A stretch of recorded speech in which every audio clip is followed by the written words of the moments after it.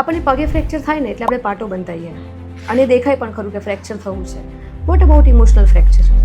એ દેખાતું પણ નથી અને આજ સુધી એનું કોઈ ટેસ્ટિંગ પણ નથી. અને આ ટેસ્ટિંગ કોણ કરે? Doctor Darshana Thakkar. Thank you. જે પણ પ્રેગ્નેન્ટ વુમેન છે એ માટે સૌથી મોટી ચિંતાઓ કઈ છે?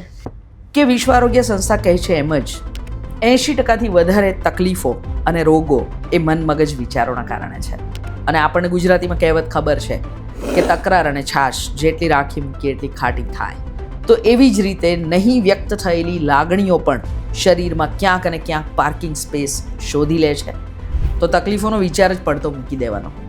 Visualise that pregnancy is a happy celebration and a wonderful journey of મધરહુડ. અત્યારે બધી જ સગવડો મળે છે આજની મધરને, રાઈટ? અને આજથી પહેલાં નથી તો 30 વર્ષમાં શું બદલાયું છે? જે બાળકોમાં રોગો વધ્યા છે, ક્યાંક સ્ત્રીઓમાં પણ વધ્યા છે. 30 વર્ષમાં ઘણું બધું બદલાયું છે. ગાયનેકોલોજીસ્ટ તરીકે શું બદલાયું? તો સોનોગ્રાફી એ સૌથી મોટી શોધ ઉમેરાઈ. આપણે ભારતમાં ઘણી બધી માન્યતાઓ છે ગર્ભવતી મહિલાઓને લઈને, પ્રેગ્નન્સીને લઈને.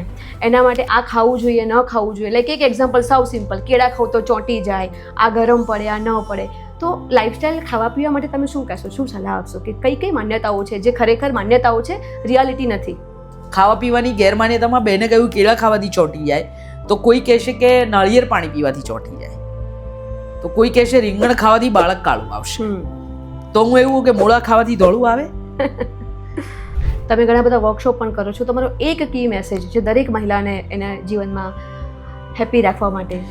એક જ મેસેજ મારે આપવાનો હોય અને એક જ લીટીમાં આપવાનો હોય તો મારે એવું કહેવું છે